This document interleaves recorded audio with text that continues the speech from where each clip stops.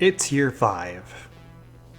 I've been taking some of my spare time to watch other backlog videos about the backlog from other people I follow, to my followers, to those who just regurgitate the same advice everybody else is giving, to those I consider good-hearted rivals in this space, such as Daryl Talks Games, someone I looked up to when it comes to the psychological aspects of all this, and totally tubular Jonathan, a shining beacon on the mountain of backlogs I will never feasibly be able to ever catch up to.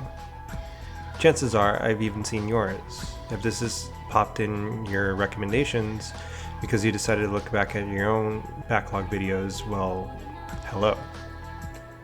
I've been seeing a bit of what I will call defeatism regarding the backlog lately. Well, to me it's defeatism to an extent. As someone with more manageable backlog numbers than most, I feel a lingering justification that backlogs are meant to be beaten, that simply playing the game is enough to get your satisfaction. And to my rivals, contemporaries, and friends, to them I say, nah, I'd win. I feel like people should play the games they buy, and in most cases at least try to complete that same game, eventually, at some point, regardless of the quality of the game.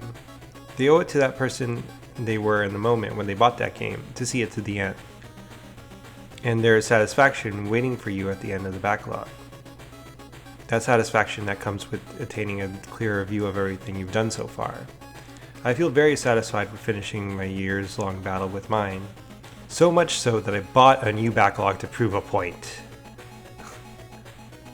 Yes, I bought games on sale that I had only had a passing interest within these past 2 years in order to build up a second series of backlog videos detailing techniques that I personally have not gone over just to measure my abilities. The simple fact of the matter is, I could have put aside gaming altogether from this point onward, and stuck with the same ones I've been playing, completing things and not caring about newer titles going forward. I was that satisfied with my progress, and I felt like maybe I had other things I could say or do that haven't been done yet. So come with me toward this endless road we call paradise.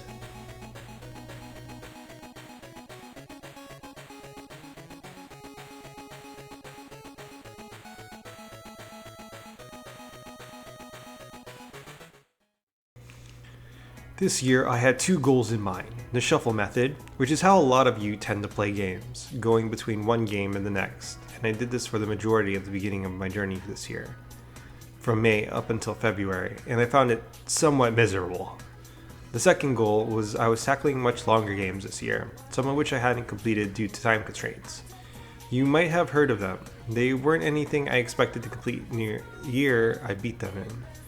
Plus 20 some other odd games I started but not finished. I do not plan to talk about these games until I finish them, which might be interspersed throughout the next year. So this is a confirmation that yes, we are indeed getting a year 6. For now, let's start with the games I set out to play, and then we'll do the review part.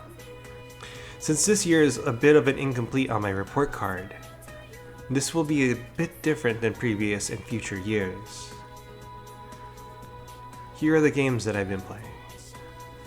Captain Tsubasa, Rise of New Champions, Xenoblade Chronicles 3, River City Girls 2, No More Heroes 3, The Legend of Zelda Tears of the Kingdom, Final Fantasy VII Remake, Persona 4 Golden, Digimon World Next Order, Disgaea 7, Okami, Gal Guardians, Teenage Mutant Ninja Turtles Arcade, the first arcade game, Metalrot 1, Katamari Damacy Reroll, Stay Cool Kobayashi-san, A River City Ransom Story, Strikey Sisters, Alex Kidd, Night in the Woods, Ravi, An Ancient Epic, Prinny 2, Dawn of Operation Panties, Space War Arena, God of Protectors, Castlevania Circle of the Moon, Pokemon, The Hidden Treasure of Area Zero, the Teal Mask and the Indigo Disc, One Piece Pirate Warriors 4, River City Rival Showdown,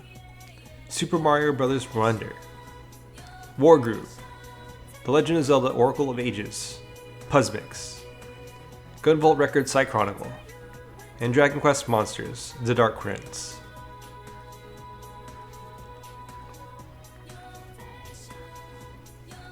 About 30-ish of these games and 2 DLCs as of me writing this in March.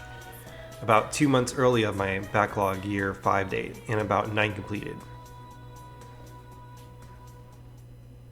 Oh, I have a note that says to edit this later, but I'm doing the script early because I'm doing the video early, so I gotta get it within the year.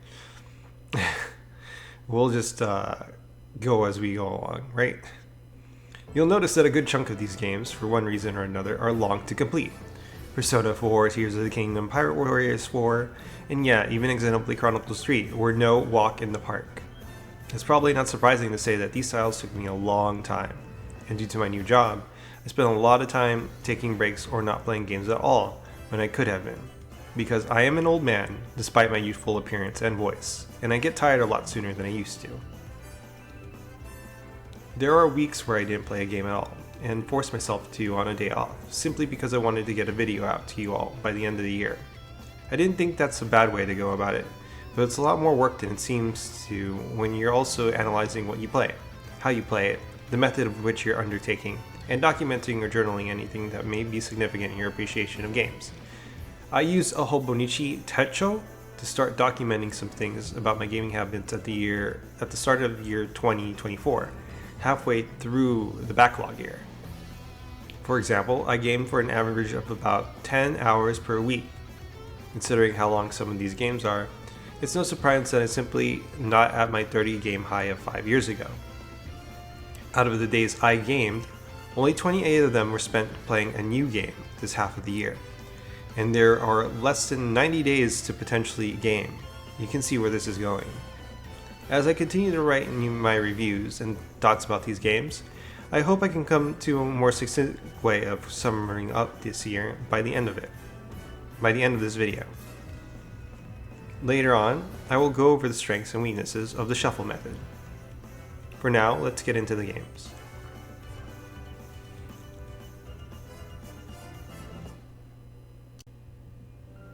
September, Pokemon Scarlet, the Treasure of Area Zero, the Teal Mask. The Teal Mask may have not fixed anything about the base game, but for me it improved on it a smidge. I didn't notice the slowdown issues most people were talking about, because I have a rare visual condition, but we'll get into that some other time. While I had used a new team in order to take on the DLC, I would have preferred level scaling to a slightly greater extent. I still really enjoyed the story beats in this title. I also 100% this little bit of the DLC rather quickly. November, Super Mario Bros. Wonder. Remember when I said I started in May? This should be another wake-up call. Everything will come to a head later. Super Mario Bros. Wonder is an amazing platformer that shakes up the Mario formula with its trippy Wonder Flower mechanic. It may be a bit on the easy side, especially when online, but I highly recommend it.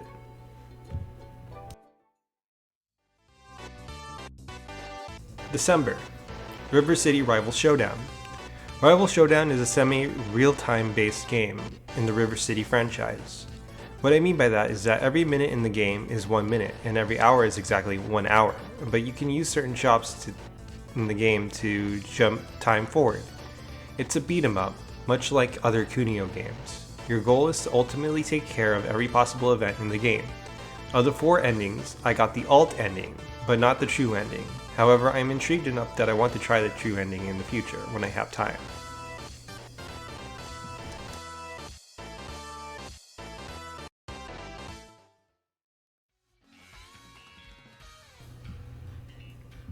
December, Pokemon Scarlet, the Treasure of Area Zero, the Indigo Disc. The Indigo Disc was a much welcome challenge to pad out the rest of the DLC. I enjoyed the climax of Kieran's story, and the little challenges you had to overcome to get there. I also 100%ed this title, though I still got Pokemon to unlock in the terrarium.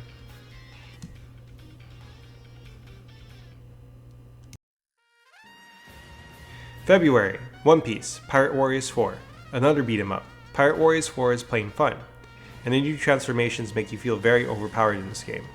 Regardless, it is harder than the previous game, and the boss fights feel like true tests of skill and strength, rather than flashy set-piece battles based on endurance.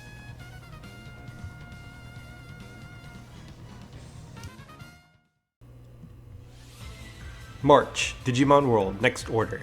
Another semi-real-time based game. However, in this case, time moves faster than in the real world, with each minute equating to a real-world second, and each hour equating to a real-world minute. Digimon World Next Order is a game more closely based on the V-Pets. You take care of two Digimon as they grow older. You feed them, you make sure they don't poop on the floor, and you train them. Training by battle is the quickest way to increase stats. The difficulty of the game affects the EXP and gold yield. So if you want to beat it fast, I recommend playing it on easy mode. Not simply because it's easier, but because of time constraints you may have. It may take you a few generations to get a good endgame team going.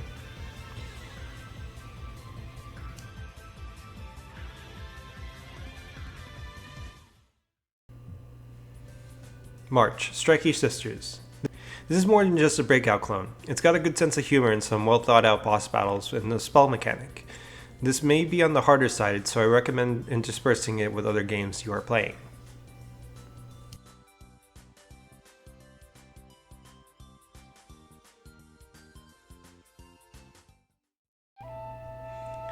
March, Xenoblade Chronicles 3. See, everything is coming to a head in March it seems. Regardless, I'm going to do this game as much justice as I can as a reviewer. Xenoblade Chronicles 3 is dense. It's more dense than I can ever hope to ascertain. It is not merely a game, nor is its story simply a text. It is also a meta-narrative, using its systems to weave a tale that cannot be told to someone and hope to be grasped. To play all 3 games in this series is to understand the game deeper, but one need only play this game in order to grasp the weight of it.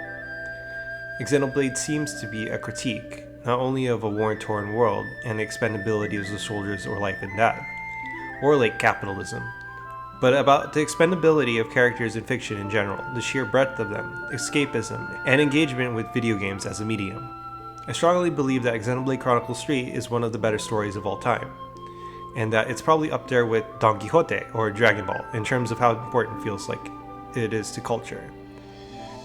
Xenoblade Chronicles 3 marries the concepts for XBC 1 and 2 to create a wholly new style of gameplay that works beautifully together. I'm pretty sure there are already people smarter than me putting pen to paper on how important this game is. I hope to see that video someday.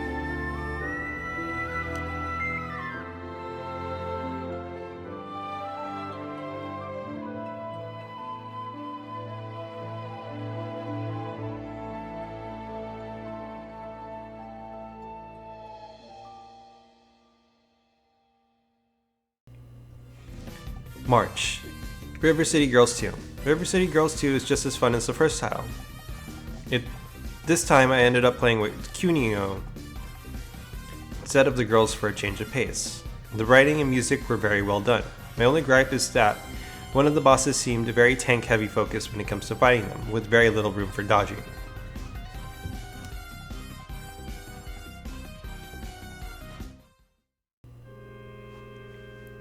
April, The Legend of Zelda Tears of the Kingdom. I didn't keep frequent notes on this game, but I wanted to try and complete it as best as I could within a year. It took me over 70 hours to beat. Tears of the Kingdom expands on its prequel, Breath of the Wild, by introducing zonite constructs and fusion skills that allow you to craft pretty much anything in order to help ease those of us with engineering degrees in beating the game. The puzzles were a bit on the easy side for me, with only one stumping me. I actually enjoyed this title.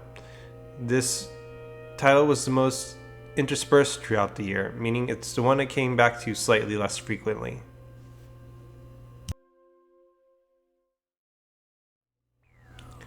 April, Katamari Damacy Reroll. Motion sickness is the only way I can describe this version of the game, but it's fun. I never played the original Katamari, but I did play the PSP version, Me and My Katamari, before. The game has you take on the role as the prince, the son of the king of all cosmos. Your abusive father destroyed the starry sky while drunk, and it's up to you to help him make things right by rolling things into a ball for him to convert to stars, constellations, and moons.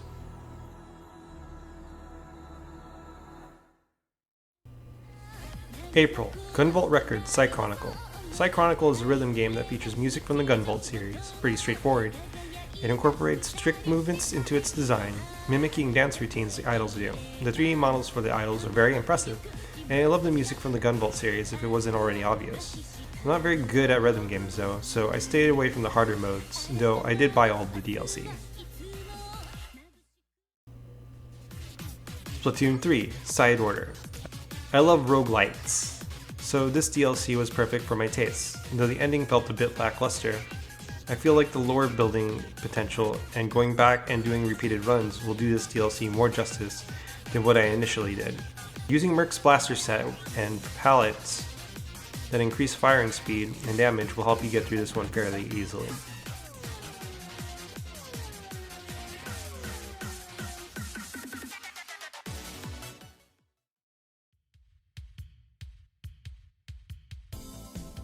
So what is the shuffle method? I said it's the method most of you use to play games, and didn't really elaborate on it. But basically, it's just playing one game one day, another game the next, and changing them out on a daily basis. I follow the 7-day cycle pretty loosely, unless there was something like a scene that hooked me on the same game for the next day or two. The pro is that one may probably not be as bored as they constantly have new things to play, and scratch that itch our monkey brains have, rather than being too complacent with one thing. But the con is that level curves somehow become more apparent. I personally prefer to play through one game at a time, comfort games aside, and learn the difficulty curve on my own, mastering it as it continues to crescendo. But I know a lot of you like variety in what you play. I like variety too, but I don't prefer to apply that variety to new games I haven't played yet, only old ones that I have already mastered. I hope this doesn't sound too confusing, but basically yes, I do play games as I'm continuing my backlog journey, but they're usually games I have already had a strong grasp on, or have beaten at least once. The other drawback is that games that take a lot of time become more time-sinky as a result of this method, and story beats can be harder to remember at times. While I have a pretty good memory and have a general idea of storylines of all the games that I play, the small details and nuances can be harder to grasp than they would be if I was to focus on one thing at a time and continue to take notes. I have to take more frequent notes, which I hadn't done as much this year, admittedly, if I wanted to get the same level of attention to detail I had in previous years. Also, this may just be me getting older as time goes by and I'm really just complaining about nothing. A lot of the games this year had time sync-based goals in one way or another. 100%ing Pokemon, River City Rival Showdown, and Digimon World Next Order's real-time based gameplay. TMNT and Side Order's time investment in order to become competent. Pokemon, Zelda, Dragon Quest, and Xenoblade feature working in-game clocks. And even games that I hadn't listed in this year in the completed section, such as Persona 4's calendar-based gameplay, or the extreme form of trial and error you get in games like Metalrot 1 or Captain Tsubasa. All of these games were time investment based, and I think if I was to combine the last 5 years rather than to do all my short games early and long games last, it wouldn't nearly have been as much as a slog as it feels like for others. But this is the bet I made this year, and I'm choosing to lay in it. I think we can all understand that. So let's talk about time sink investment in games. This was apparent during RPG year, but it's even more apparent with games that use forms of real-time based clocks, such as like Moon Remix Adventure RPG, or other forms of time investment, as mentioned previously. We're lucky that these games even have attainable goals and endgames. Don't even get me started on the amount of time needed to grind, let alone be competent enough to even begin the grind for the Appa Glider in Fortnite's Avatar The Last Airbender Battle Pass. One should argue that time sync and time management based gameplay is probably hurtful to backlog progress. And yet, games that utilize time, such as Majora's Mask, Pokemon, Animal Crossing, and Persona, a few games that utilize them in different ways, can be really fun. Time investment-based gameplay can be a blast when utilized right, when the game gives the player tools to expertly manage their own time correctly, but can bog down novice players that aren't good at managing time or those that find time anxiety inducing. It's ironic that in the 5th year I'm talking about this subject. We've been talking about time management a bit for the 1st and 2nd years. To play a time investment game is a commitment. It's not fun for a certain type of player, and I don't blame them for thinking that way. The level curve of managing time efficiently is part of the fun of this type of game, and if you don't like that, maybe some of these games aren't for you. Things like time checkpoints, chapter selection that allows players to go to certain days or times, adjustable in-game clocks, days of the week selection, season selection, quick time travel, kitted out schedulers, weather patterns, and even something as simple as daily alerts can make time-based gameplay more enjoyable. It may not fit the narrative of the game to be a pro-game time travel or even be an attainable goal, but if players are going to utilize time, a precious resource that we only have so much of, as their currency to progress through the game, maybe giving them more agency would behoove the would-be dev to create a better experience, even if the options would be locked to post-game content or menus. For further information on time-based gameplay, I suggest looking up Daryl Talks Games' YouTube video, The Best Worst Mechanic in Gaming, and to an extent, Nero the Sky's video, Ludonarrative Discipline, if you want a good overview of how time affects games in different ways. If you want to hear people smarter than me go on about these subjects. Anyways, I think that's it for today. I can't think of anything else I want to cover in this year. But if you have any questions, be sure to leave a comment or a like. Thank you and have a nice day. Bye. Like hell I'll lose. Prism Zed! At this rate, you'll die! I ain't afraid to die. I'm more scared of giving up, like you pathetic punks!